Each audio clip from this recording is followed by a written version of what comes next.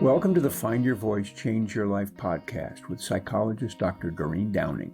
Listen in as Doreen interviews people who felt they didn't have a voice or who suffered extreme speaking anxiety. You'll hear stories about how they struggled to speak up, what they did to find their authentic voice, and the confidence they now feel to speak up and make an impact. If you want to get started right away to find your voice, download Doreen's free 7-step guide to fearless speaking at doreen7steps.com. And now, here is Doreen. Hi, this is Dr. Doreen Downing, and I'm host of the Find Your Voice, Change Your Life podcast. I so love interviewing people that I admire, and today I get to interview Dr. Maria Nemeth, and she is somebody that I have followed for years, and I finally get to have a time with her, a conversation. Hi, Maria. Hi, it's really wonderful to be able to be talking with you as well. I'm thrilled that you have me here. Yes. Well, part of what happens for me on these podcasts is that I open up the space for us to have a conversation, and it's about getting to know you. And because the podcast focuses on people who have had some kind of struggle with voice, having some way of finding who they really are and then using that sense of who they are to speak up and speak out in the world. And because I'm a psychologist, I always like to venture back a little ways, earlier life experiences, because I think that's where a lot of the grounding, both the strength as well as the struggle, right? So if we could start with that idea, that topic of finding your voice as a young one, what comes to mind? Finding my voice as a young person, I was always shy. As a matter of fact, I still am. And people say, but Dr. Maria, you're an extrovert. And for those of us who know what that means, is from the Myers-Briggs type indicator. It means that the extrovert is someone who expresses themselves. And yet I discovered something that I think you'll really find interesting, Dr. Doreen. Extroversion is independent of being shy or sociable. That if we were to have a scale, and introvert, extrovert is one part of that, and then shy, sociable, the other. Oh my goodness, I'm already learning so much They're from almost you. independent variables. I have a friend who is she's an introvert, but when she goes to a party, she will find 2 or 3 people to talk to, and she'll just talk to them for the whole party and have a ball. Me, I step into a party and I don't know who to talk to first. It's just a sense of being more reluctant to engage immediately in social interactions.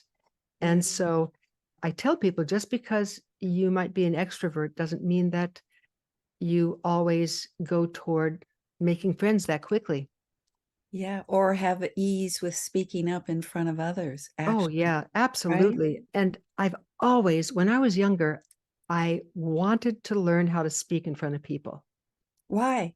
Well, because I had a sense that there were so many things that excited me that I wanted to share them with others, that they might excite them as well. For example, when I first started, I was doing a lot of crisis intervention. And so I developed a short course on teaching people crisis intervention. And I found something really interesting, that when I taught a course, and I could be Dr. Maria Nemeth with my PhD in psychology, or about to get my PhD, it was easier to talk. But if I had to share something about myself, that shyness kicked in. And I remember that I tried a club where they teach people how to speak publicly. And I remember one day when it was my turn to stand up and talk. And I don't even remember too much what the topic was. I think it may have had something to do with sharing my favorite recipe that people might love. It was something like that that required me to just be Maria. Yeah. Something that you knew and something This, that was true for but you. to be Maria, not Dr. Nemeth. Oh, I get it. Yes. Uh-huh. And Yeah. A little more exposed. exposed. Uh-huh. And I did a terrible job. Uh, As a matter of fact, I did such a bad job that when I looked out at the audience, now this was when I was like 27, 28, I looked out at the audience and people were just kind of looking at me like, what is she talking about? yeah, you just rolled your eyes. So I think that's Because what you saw. like that. Yes. And the woman who was heading up this program came up to me and in front of everybody whispered in my ear, Uh, I think you'd better take your seat, dear. uh-huh. Oh, God. I was humiliated. Yes. Uh-huh. I really was. Mhm. She didn't humiliate me. I humiliated myself. Say I would more make about that. that idea. Yeah, because there's a sense that, oh, well, it's her fault for humiliating me. But no, no, no, no, no. I had humiliated myself Mhm. because I was not being real.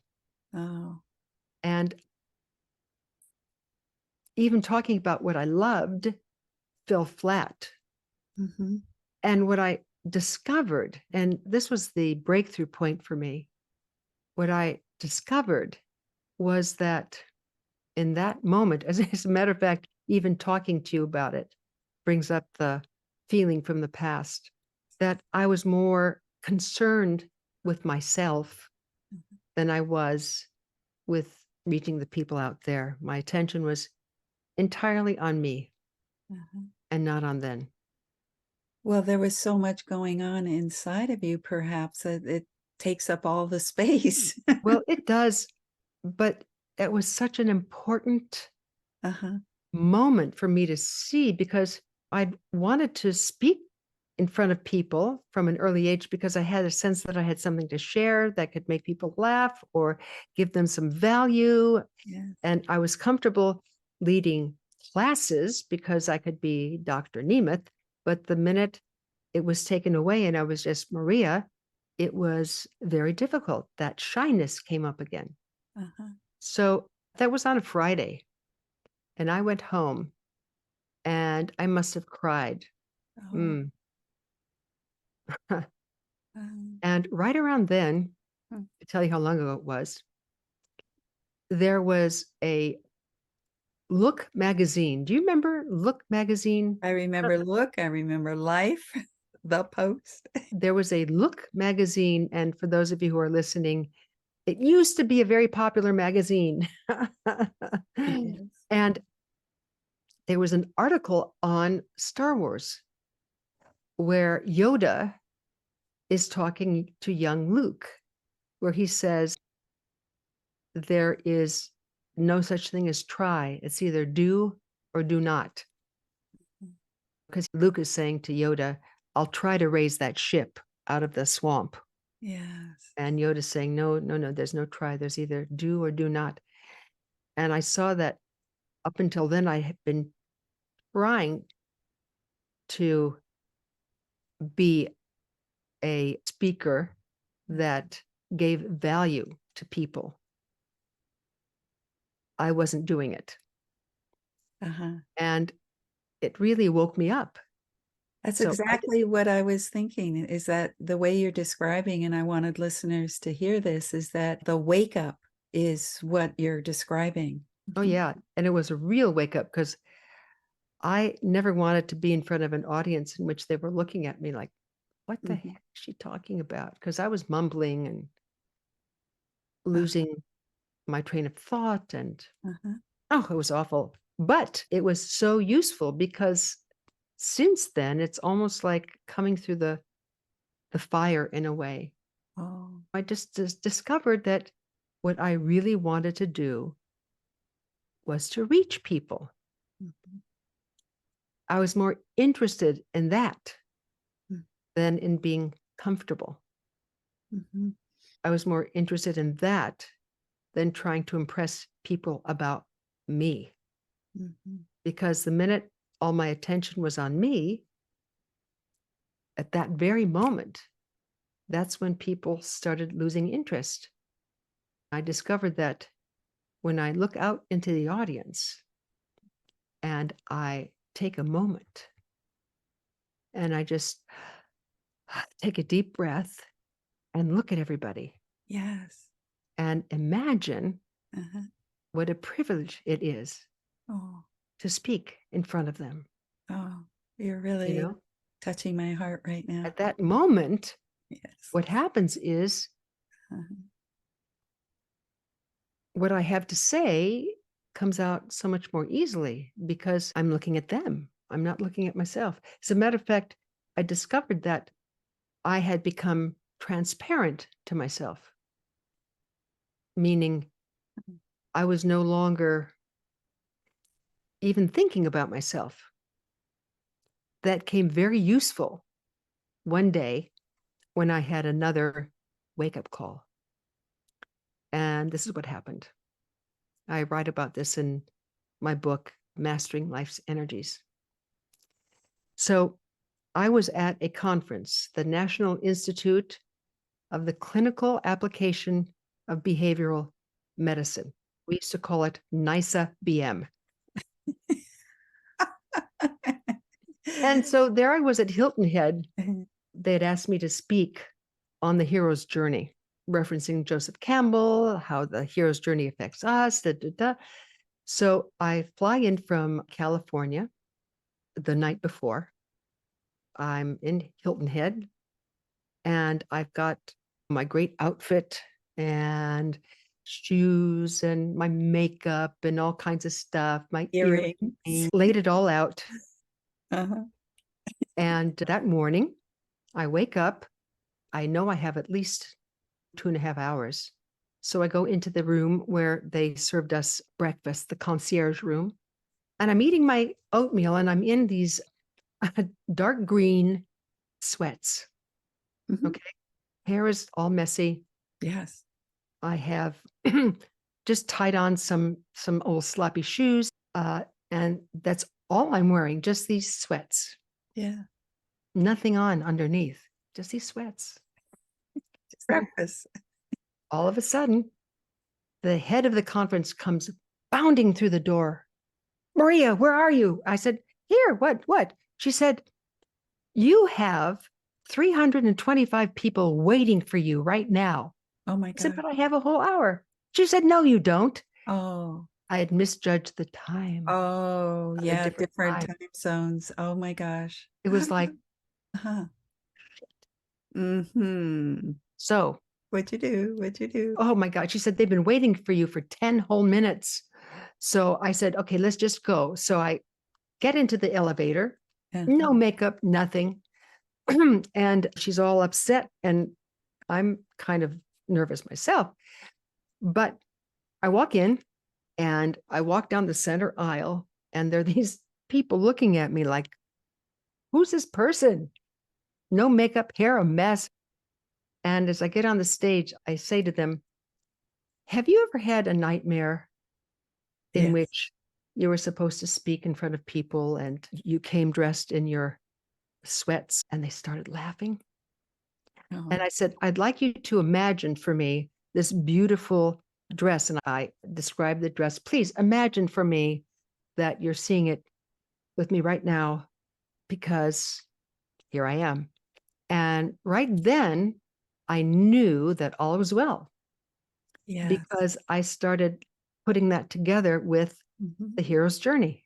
Mhm. And Oh, what happens when we're on our journey and we hit an obstacle? What do? yes. Do you give up or do you keep going? Now, people enjoyed the talk. And afterwards, there was a group of women, and they come up to me. And, I'm standing on the stage. They look up. They said, come on, you planned it this way. I said, no, not only that. They said, what? I said, no underwear. And they burst out laughing.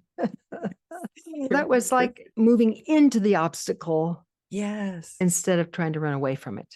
Ooh, for those of you who aren't watching and only listening, Maria just did this gesture with her hands, this moving into, which I felt like really demonstrated this kind of energy of not going tightly, but just moving gracefully into the situation. I'm going to take a brief break here with you, Dr. Maria, and come back because I'm so excited to hear a few more vignettes. This is really so educational, and I'm sure people are learning so much already from you. We'll be right back. Thanks. If you want to get started right away to find your voice, download Doreen's free 7-step guide to fearless speaking at doreen7steps.com. Hi, we're back with Dr. Maria Nemeth. I didn't in the very beginning read a bio, so I want to do that right now because I have already grown to admire and love her. She's a master coach, speaker, author, and she offers purpose-driven people simple yet powerful tools for training our brains for success. And I feel like already today, if you're only tuning in right now, please go back because there's also been a couple of really valuable lessons we've been able to learn from Dr. Maria. Designed and refined over decades of work with people all over the world, her work turns timeless wisdom into practical skills that have helped tens of thousands. And this is what I love about what you wrote: to live and serve with clarity, focus, ease, and grace.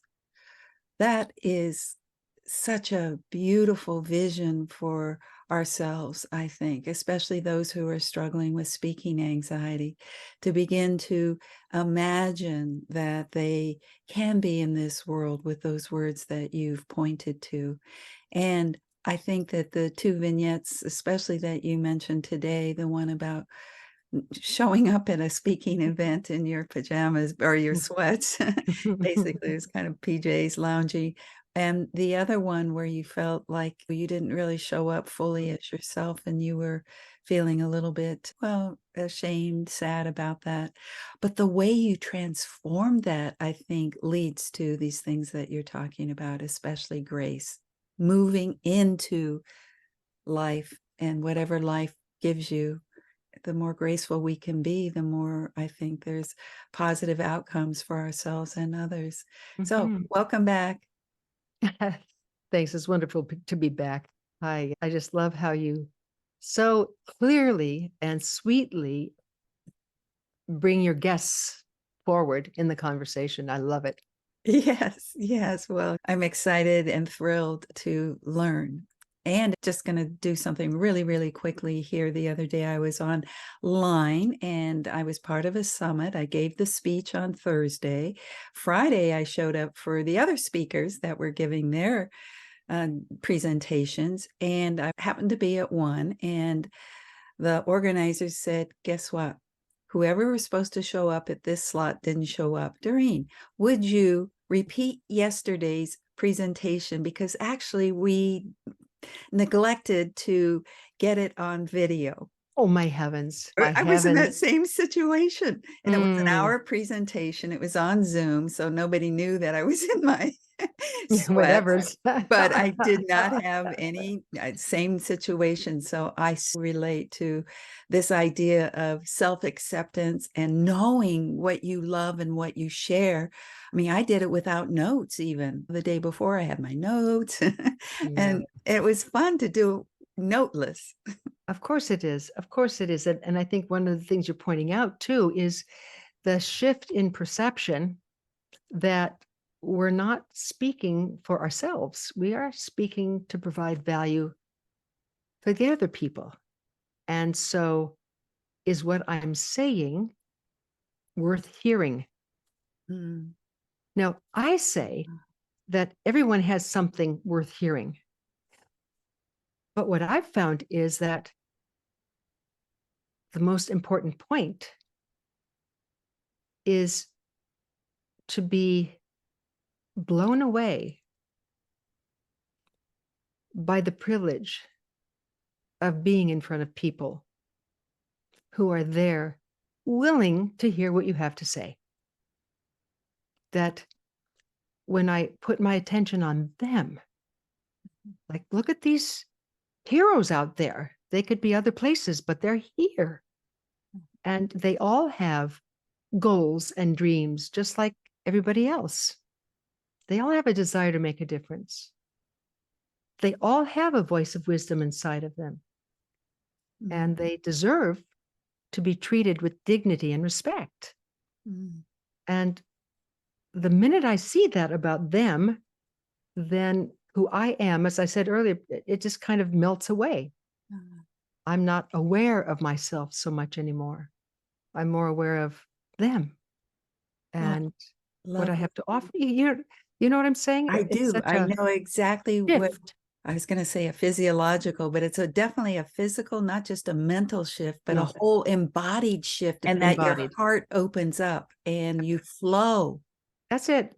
Yeah, I gotcha. That's it. I've had that experience. And But I'll tell you, I want to say here is that what you're describing to people, yeah, in the way that the focus is on something beautiful inside of the person, like their wisdom, rather than what most people focus on happens to be the negative thinking, that they think that the person is thinking about them. yeah, Right? yeah. And I've heard people say that, and I used to think that too. Yeah. Except I've discovered something. Yes. People aren't thinking very much about me. They think about their own selves. Except if I'm doing a terrible job because my focus is on me. For the most part, people have their own lives, their own families, their own anxieties, their own stuff that they're worried about. I say to some of the people that I teach, I know it's somewhat of a narcissistic blow to discover. Narcissistic meaning, what if I discovered that people aren't thinking about me at all?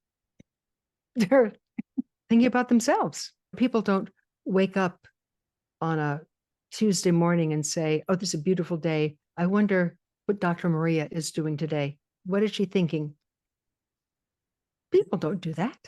The thing about that is to make your presentation so inviting for them, so acknowledging of them, that they feel for a moment that someone really sees who they are. Exactly. Someone who's talking to me right now somehow knows me, They are interested in me. Yes.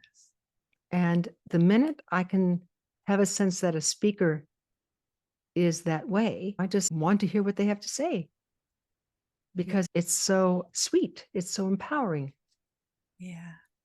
As you know, I'm the director of a coach training academy, the Academy for Coaching Excellence. And I've been a coach now for 30 years. And one day, if you're ever interested, if the audience is, I'd be happy to talk about the difference between coaching and psychotherapy, for example. But I've come to see something about people who come for coaching. What's that? I say this to students over and over and over again.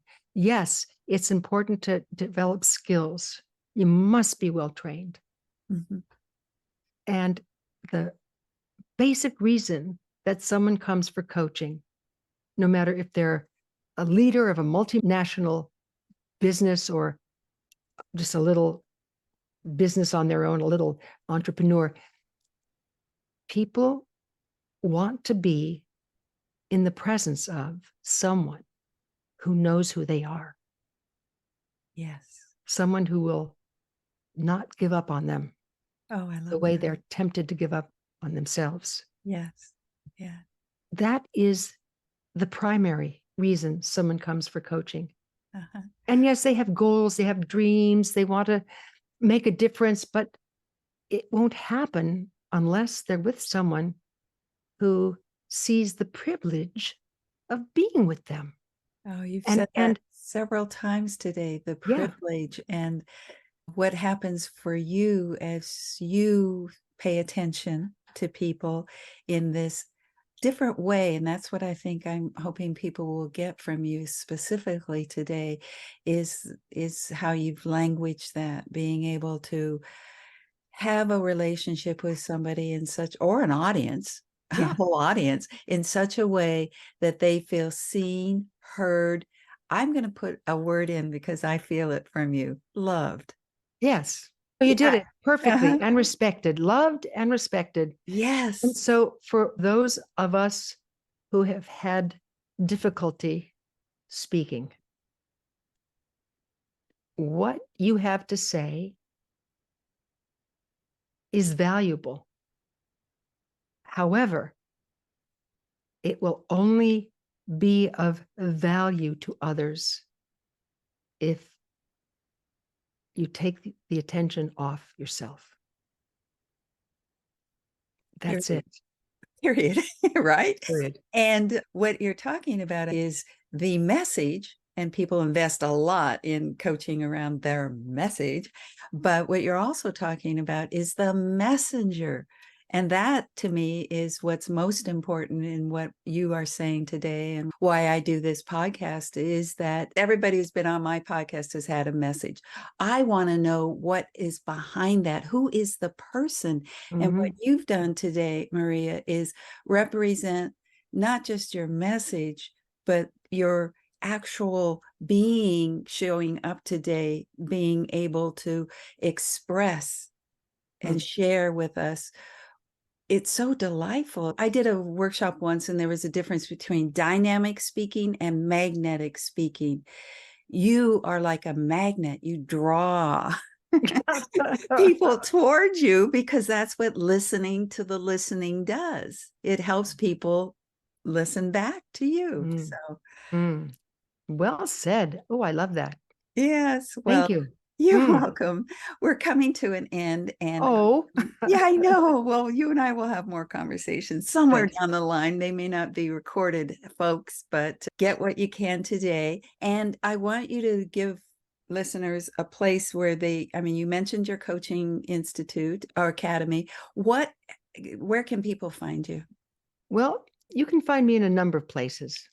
First, you can go to my website, marianemeth.com, and you'll see my podcast, the Energy of Money podcast.